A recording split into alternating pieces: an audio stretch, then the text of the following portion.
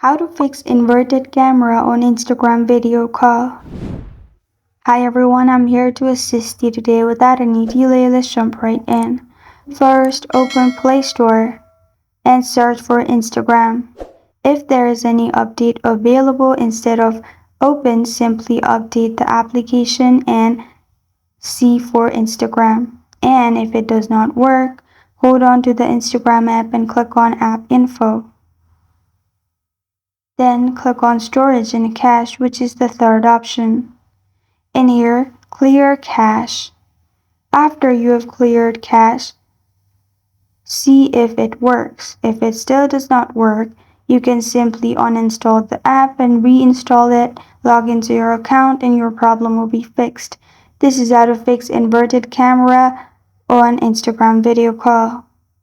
Thank you for joining me today. If this video helps you out, please leave a like and subscribe for more. Got a question or want to suggest a topic? Comment below. Thank you for watching.